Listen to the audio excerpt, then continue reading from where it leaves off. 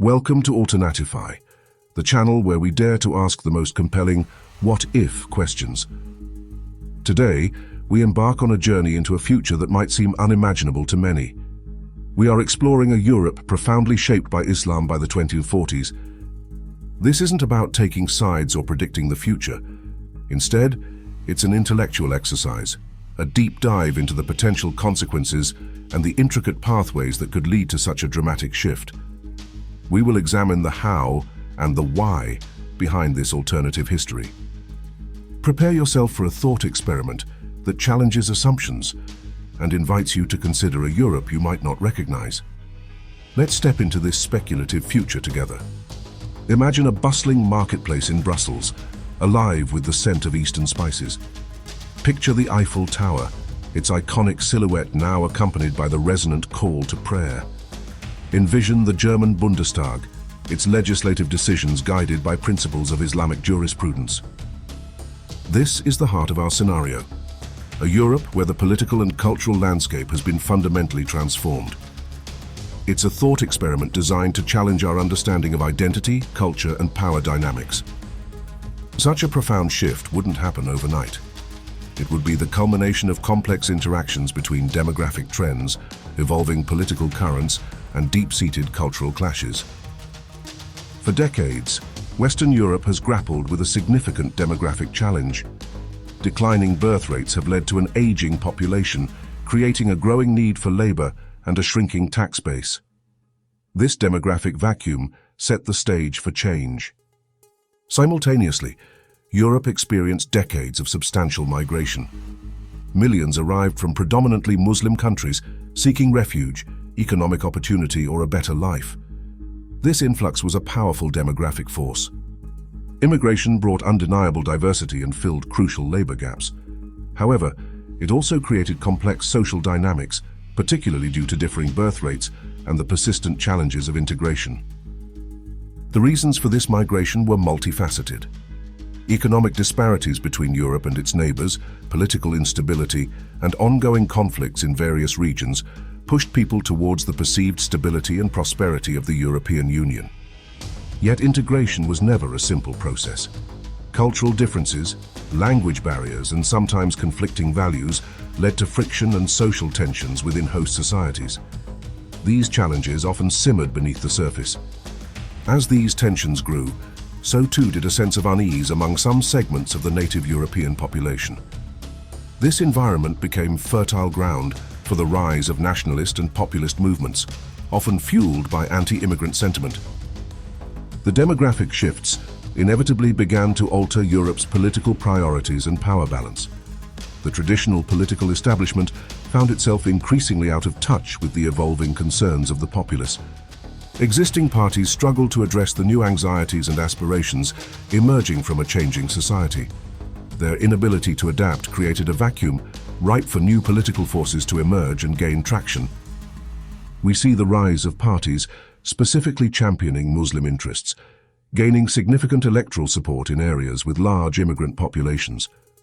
Simultaneously, nationalist and populist parties surged, often in direct opposition to these new forces. Traditional left-right political divides became less relevant.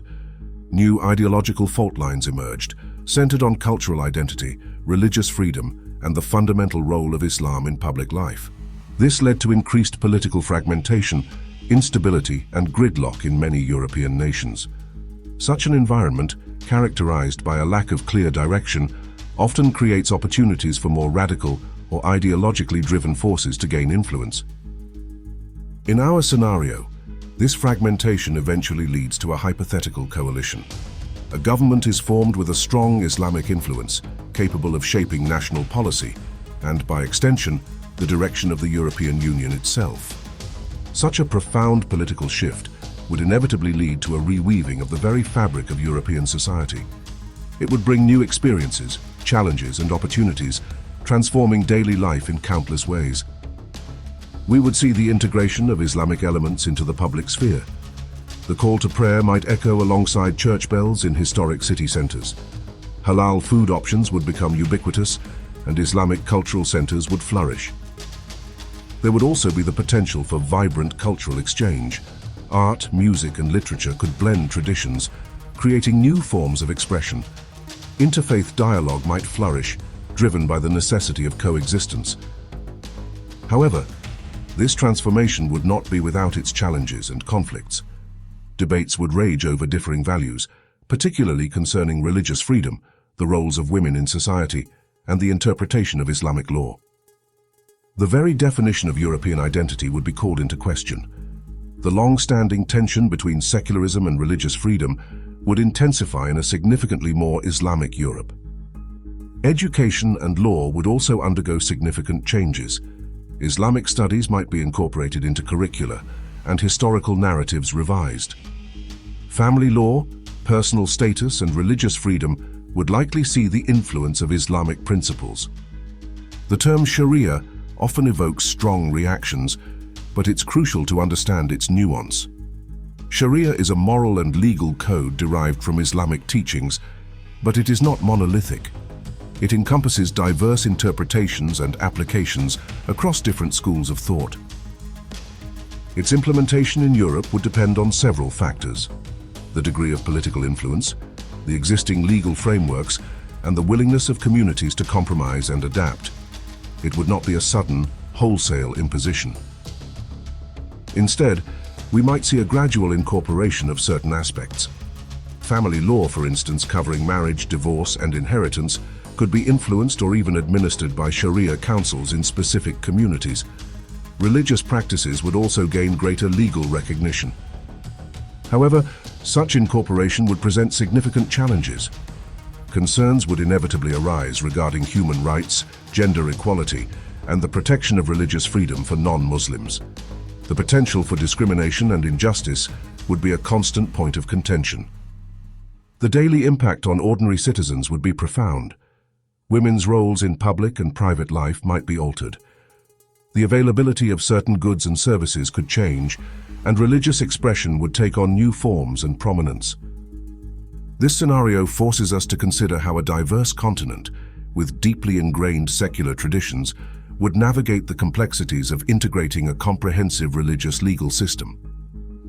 Now, let's consider the counter-scenario, the strategies that might be employed to prevent such a profound shift and preserve a predominantly Christian Europe. This involves proactive measures and a re-evaluation of societal priorities. One key strategy would be strengthening the Christian community itself. This could involve promoting religious education, actively supporting churches and Christian organizations, and encouraging more active participation in faith life. Addressing demographic challenges would be paramount. Policies aimed at encouraging higher birth rates among native European populations, coupled with robust family support systems, would be crucial. Effective immigrant integration policies would also play a vital role. Promoting cultural integration would be essential.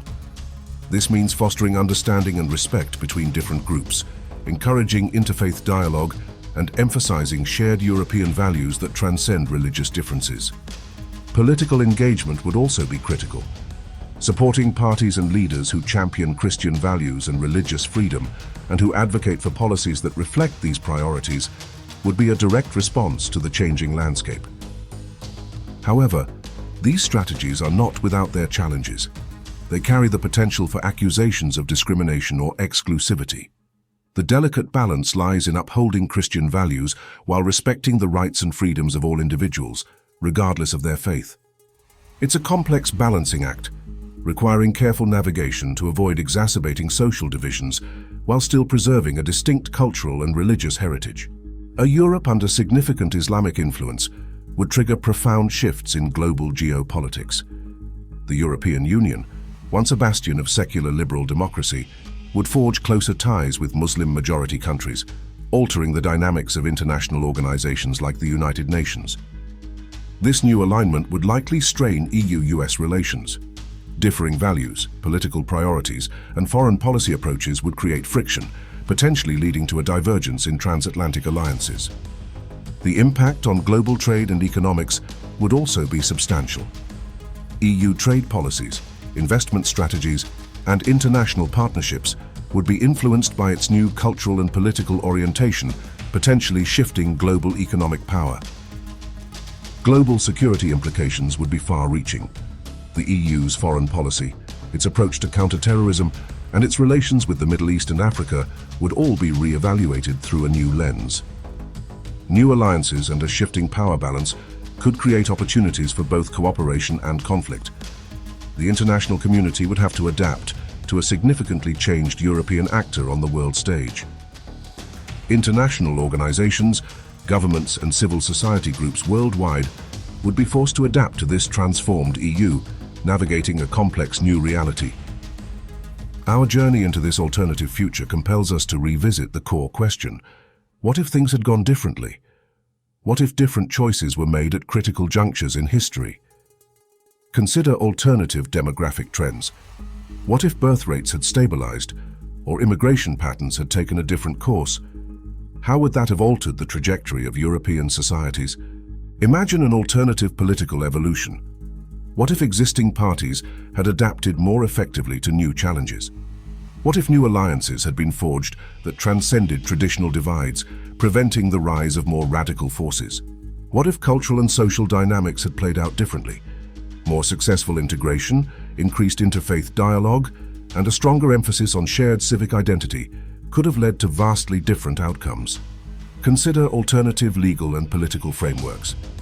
A stronger emphasis on secularism, robust human rights protections, and safeguards against discrimination could have created a more resilient system. The power of alternative history lies in its ability to illuminate the present. By examining what might have been, we gain a deeper understanding of the forces shaping our world today, challenging our assumptions and fostering critical thinking about the future. To truly grasp the implications of such a scenario, we must bring it down to a human level. What would daily life be like for ordinary people in this alternative Europe? Imagine a young woman in hijab, confidently pursuing a career in technology in Berlin. Consider a Syrian refugee family, now fully integrated and thriving in a community where their faith is openly practiced. Picture a Christian family, navigating a society where their traditions are now a minority. The reality would be complex, encompassing a wide range of perspectives and opinions. Some would embrace the changes, finding new opportunities and a sense of belonging. Others might resist, struggling to adapt to a transformed cultural landscape. Many would simply strive to thrive, finding common ground and building new communities. This scenario underscores the importance of empathy, urging us to understand the human cost and the diverse experiences that would emerge. It's a reminder that behind every grand historical shift are countless individual stories of adaptation, resilience, and the ongoing search for meaning and identity. This thought experiment offers crucial lessons for our present and future. If we wish to avoid such a dramatic societal shift, we must address the root causes that could lead to it. This means supporting families and promoting policies that encourage higher birth rates. It also means creating welcoming environments for immigrants, recognizing their contributions while fostering integration. Effective integration policies are paramount. This includes comprehensive language training, initiatives that promote cultural understanding, and pathways for social and economic mobility for all residents. Building bridges between communities is essential. Interfaith dialogue, cultural exchange programs, and concerted efforts to combat prejudice and discrimination can foster a more cohesive society. Strengthening democratic institutions is vital. Protecting free speech, ensuring fair elections, and upholding the rule of law are fundamental safeguards against radical shifts. Addressing economic inequality is also key. Providing opportunities for advancement, reducing poverty, and ensuring access to necessities for all citizens can alleviate social tensions. Ultimately, it requires a collective commitment to building a better future. An inclusive, tolerant, and just society can only be achieved through open dialogue, mutual respect, and collaborative effort. We have journeyed into a potential future, a Europe reshaped by demographic shifts, political currents, and cultural evolution. This glimpse into an alternative reality is not a prediction, but a provocation. It challenges our assumptions about identity, power, and the forces that shape civilizations. It serves as a powerful reminder that the future is not predetermined. It is shaped by the choices we make today. What are your thoughts on this scenario? Do you see different pathways or alternative outcomes? Share your opinions and alternative scenarios in the comments below. If you found this exploration thought-provoking, please like this video, share it with others, and subscribe to Alternatify for more what-if journeys. Don't forget to hit the notification bell so you don't miss our next deep dive. What other what-if scenarios would you like us to explore? Let us know. Keep questioning, keep exploring, and keep imagining the endless possibilities that lie within the tapestry of history and the future.